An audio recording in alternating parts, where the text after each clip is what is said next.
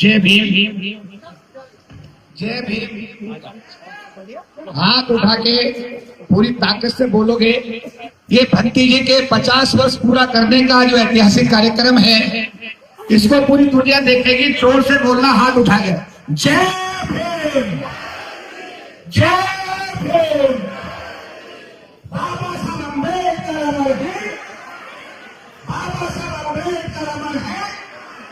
भारत का संविधान जिंदाबाद, भारत का संविधान जिंदाबाद।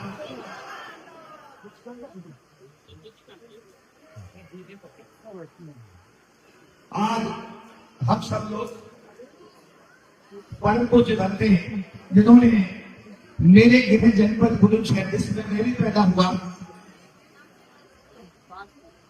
उसमें 50 वर्ष पहले बौद्ध धर्म की दीक्षा ली और आज सफलतापूर्वक 50 वर्ष अंग्रेज जी के पूरे हुए हैं। और उनका प्यार दुलार और उनकी सेवा है, बौद्ध धर्म के प्रति उनका समर्पण इस बात से प्रमाणित होता है कि जितने लोग हॉल के अंदर बैठे हैं उससे ज्यादा बाहर खड़े हुए हैं। मैं भी कल छत्तीसगढ़ के दौरे पर था। रात करीब 9 बजे बिलासपुर में था, वहां से बाई रोड रायपुर आया। रायपुर से अंतिम जहाज लिया, जबकि आज सुबह मुझे आना था। लेकिन भंते जी का प्रेम इसलिए इतना ज्यादा है कि मैंने अपना प्रोग्राम चेंज किया और आज मुझे भी इस ऐतिहासिक कार्यक्रम में हिस्सा लेने का सौभाग्य प्राप्त हुआ। अभी 2 घोषणाएं हुई, पहले उन घोषणाओं को मैं कहना चाहता। एक हमारा ऐतिहासिक गोपियाल है जो बिहार के गया में बन रहा है, भंते जी मौजूद है। उस विहार के निर्माण के लिए क्योंकि उसमें अभी डेट हुई है, मैं भंते जी से रिक्वेस्ट करूंगा कि उस निर्माण में 1 लाख रुपए का सहयोग आप हमसे जरूर प्राप्त कर लीजिएगा। मैं चाहता हूं कि वो ऐतिहासिक भूमि बने। अलीगढ़ में जो एक आप बना रहे हैं आप, उसके लिए भंते जी 1000 रुपए 1 लाख रुपए का सहयोग हम आप उसको देना चाहेंगे, आप स्वीकार करें। ये 1 लाख रुपया मेरे पास था ही नहीं। मैं तो स्कूल तक इसी गाँव जिले में मेरा फिरोजपुर में पैदा हुआ था, पैदल आता था, स्कूल पैदल जाता था। माँ बाप ने स्कूल भेज दिया, पढ़ाई हो गई, सरकार की नौकरी हो गई, नौकरी में सब साधन हो गए। साधन होकर आज देश की दिल्ली परमानेंट प्लेस में 4000 स्क्वायर फीट के कार्यालय में मैं बैठता हूँ। और वही जो है वो भी बाबा साहब के आशीर्वाद से वही पर रहने का मुझे सौभाग्य प्राप्त हुआ है। जिले के लोग मेरे पास इससे आगे रहते हैं। अभी गदरोला गांव में बाबा साहब की स्टेचू का एक मामला आया, पुलिस अधिकारी स्टेचू उठाकर दे गए। जिलाधिकारी को और एसएसपी को दिल्ली बुलाया गया, उनको आदेशित किया गया है कि तुरंत परमिशन ग्रांट करिए और जो स्टेचू बाबा साहब की उठाई है उसे वही गदरोला गांव में ले जाकर के से सम्मान स्थापित करिए। और जब वो स्थापित हो, मैं चाहूंगा कि आप सब लोग उसमें उसका उपस्थित होने का काम करें। मेरा सौभाग्य है कि मुझे देश और दुनिया की कोने में जाने का मौका मिलता है। मैं दुनिया के सबसे बड़े फर्म संयुक्त राष्ट्र संघ को 2 बार संबोधित कर चुका हूँ। बाबा साहब अम्बेडकर जहां लंदन के ब्रिटिश पार्लियामेंट को मैं संबोधित कर चुका हूँ, कनाडा पार्लियामेंट और दुनिया के बड़े बड़े फोरम्स को मैं संबोधित कर चुका हूँ। पर जो आनंद की अनुभूति मुझे अपने जनपद में प्राप्त होती है वो अपने आप में अनूठी और अलग ही होती है। हालांकि हम सैटरडे संडे जो लोग मेरे साथ जुड़े हुए हैं वो मेरे प्रोग्राम देखते रहते हैं, मैं देश से किसी न किसी पहुंच में रहता हूँ। लेकिन एक डर और परेशानी, बाबा साहब का संविधान वास्तव में खतरे में है।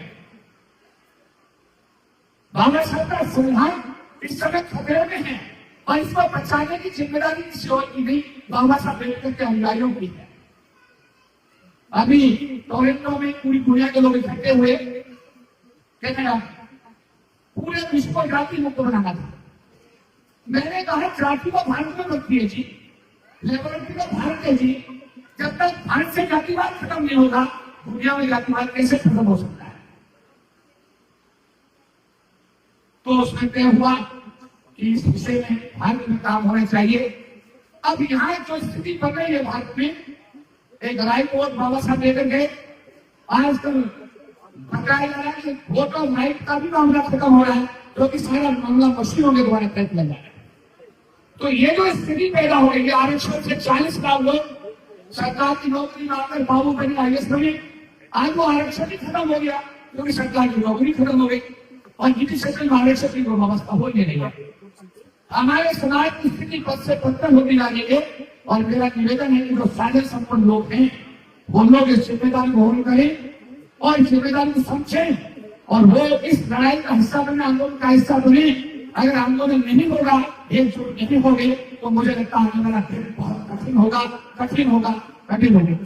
बहुत है बाबा साहब के बारे में कहा कि कभी धर्म के कबीज की तरह उसे जन का हो बदले, पर जाति इसकी की तरह पहचान करे है जो जन्म से प्राप्त होती है, जन्म पर जन्म मन शरीर से चिपकी रहती है और जब आदमी मरता है तभी वो उसके साथ चलती है। इसलिए जाति बदलना बहुत संभव नहीं है और जाति का आधार पर जो न्याय 50 देश में होता है उसके लिए कोई एक आदमी उसका समाधान नहीं कर सकता, हम सबको मिलकर उसका समाधान करना पड़ेगा।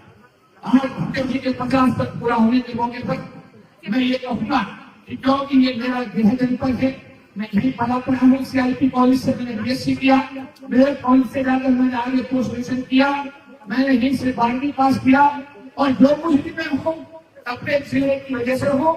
मैं चाहूंगा कि आगे 50 साल पूरा होने के अवसर पर क्या एक हम दे सकते हैं पुलिस से करो कि सारे लोग जो हमारे समाज के हैं बोर्ड में होने का फैसला कर हम वाले उठाओ, सब लोग अगर बोर्ड में हो जाते हैं तो पूरी दुनिया में एक मैसेज आएगा कि भक्तों जी के 50 वर्ष होने पे सारा भूमि शहर का एक व्यक्ति बोर्ड में हो गया।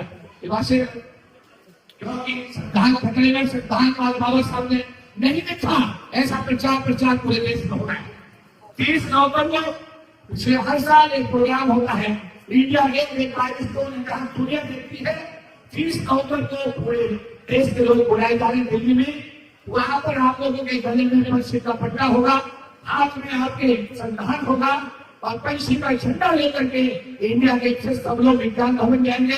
भारत की राष्ट्रपति उसको मुख्य अतिथि के रूप में बुलाई गई है क्योंकि वो अक्सर चर्चा समाज से आती है और समाज की समस्याओं पर विज्ञान भवन में व्यापक राष्ट्रपति को देंगे। तो मैं अनुरोध करूंगा सभी जो भी मेरी बात सुन रहे हैं, आप सब लोग 30 नवंबर को निश्चित रूप से इंडिया गेट 9 बजे पहुंचे और संविधान यात्रा का हिस्सा बन करके अपने संविधान को बचाने की दिशा में पहल करें। इस मौके पर मैं भक्त जी आपके 50 वर्ष पूरा होने पर आपको साधुवाद देता हूँ। आपका आशीर्वाद हमारे साथ इस तरह बना रहे, आपकी जो भी आदेश होंगे उनके हम अक्षर से पालन करेंगे और आपको बहुत बहुत साधुवाद। जय भीम करूंगा। संजय KP दलवी को बहुत बहुत धन्यवाद और उन्होंने अपनी बात को इतने कम समय में प्रस्तुत किया है, सराहनीय है। मैं